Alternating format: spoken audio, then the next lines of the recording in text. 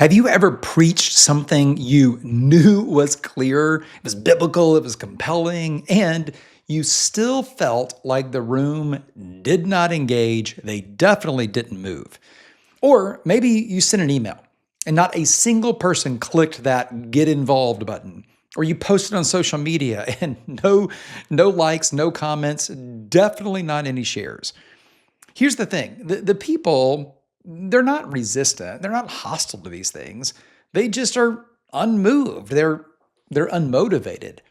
I mean, every pastor and church leader, we have all felt this. I have felt this so many times I couldn't even count if I had to. And if we're not careful, you know what we do? We start drawing the wrong conclusions because we're going to ask, what's happening? Why is this happening? And so we wonder if people are just less committed than they used to be. Or, we wonder if culture is just too distracting now. We wonder if we're not casting the right vision or maybe not casting it strongly enough. And listen, I mean, sometimes those things are possibly true. Maybe there are factors in this, but often the issue is simpler and it's more structural. In nearly every case, you do not have a people problem. What churches usually have is a pathway problem. Here's what I mean.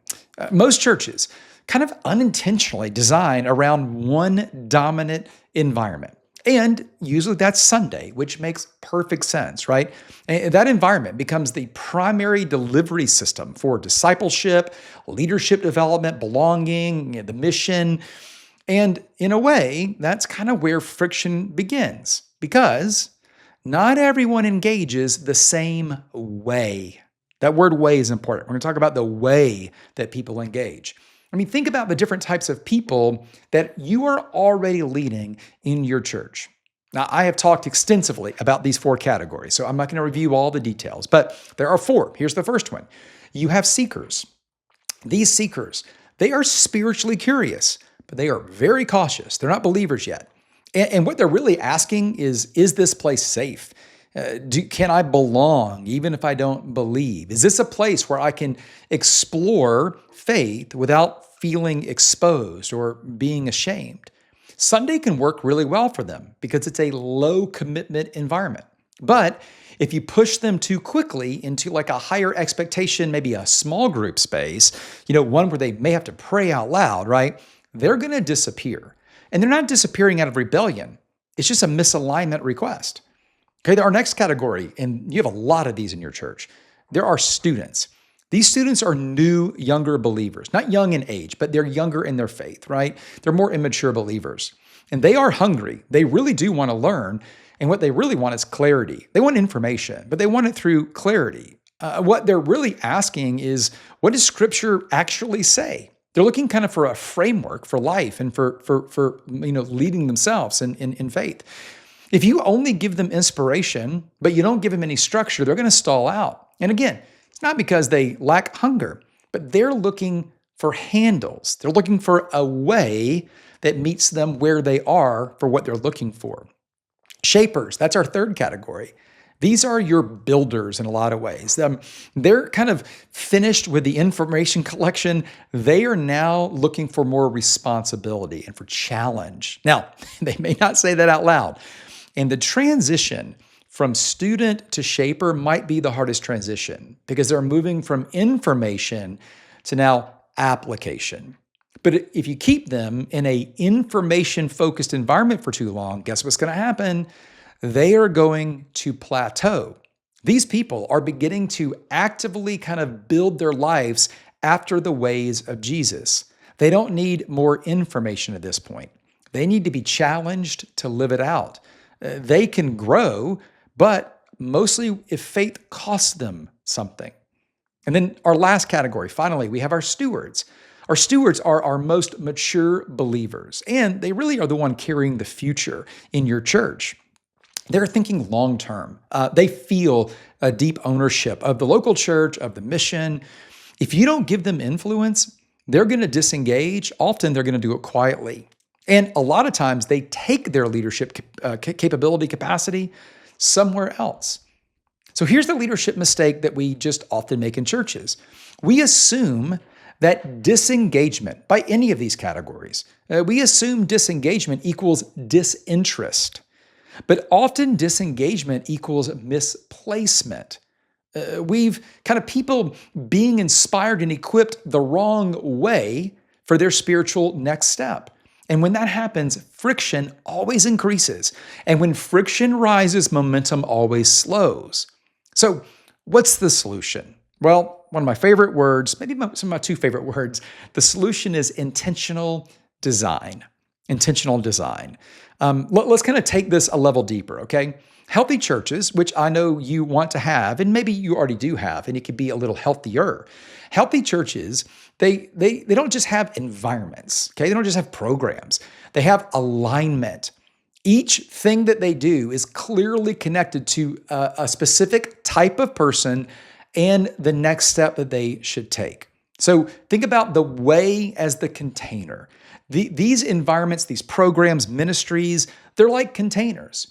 And they are perfectly created for a type of person. But not all four categories can fit in the same container and get the same thing out of it. It's a mismatch of the right way when we do that. This is really where clarity becomes, I would argue, pastoral care.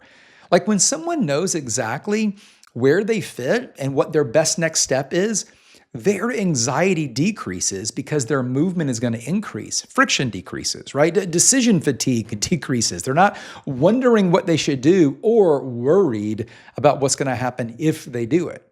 This is how churches build momentum.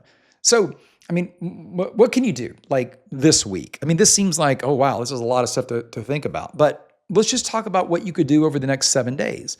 Like, what if you first just mapped your current environments? I mean, just write them all down. When I do like workshops, like 1 or 2 day workshops with churches, this is one of the things that we do often. We write down every single thing that we are doing as a church and go in detail. So Sunday services, obviously, but what about the things inside of that too, right? Small groups, classes, serving teams, leadership circles. I mean, anything that exists, write it down. Now, once you do that, you're going to have to ask a really hard question. Here it is. Who is this environment or program or ministry, whatever it is? Who is this actually designed for? Okay, not who attends it, but who is it intentionally built to disciple? Is it a seeker environment? Is it a student kind of driven space? I mean, again, which of the four categories is this built to disciple? And then third, you got to look about and identify the gaps. Like when you think about the four types of people, which type is kind of being served best and which type is being underserved? Like are seekers, do they have something for them more than maybe just one thing? If they don't, they're going to feel rushed into that next step and they're probably going to walk away. What about students?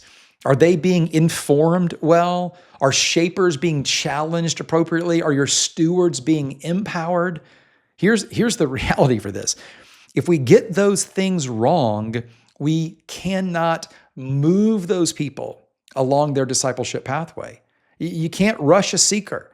You can't move a student into an application-heavy space if they're not ready yet.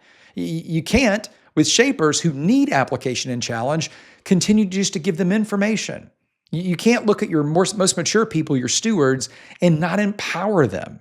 The way really matters. The container really matters.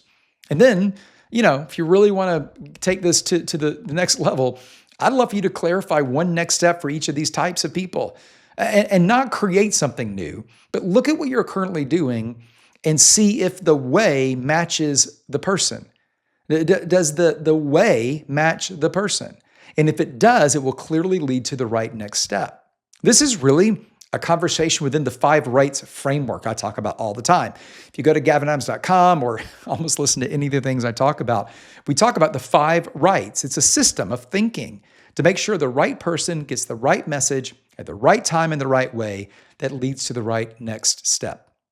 When those 5 things align, growth really accelerates. And here's what's cool. It does it naturally, kind of organically. And you see it. You can feel it. And listen, I want you to hear this so clearly, okay? If momentum feels uneven in your church right now, it does not automatically mean that there's something kind of wrong spiritually in your church. It may just simply be your pathway needs some refinement and some alignment. That's actually what great leaders do. It's what great pastors do. And I love that it's fixable. It's actually kind of easy to fix in some ways. You just design a better pathway. And when you do that, you're going to reduce friction, you're going to clarify next steps, and then you get to just watch what God will do with clarity.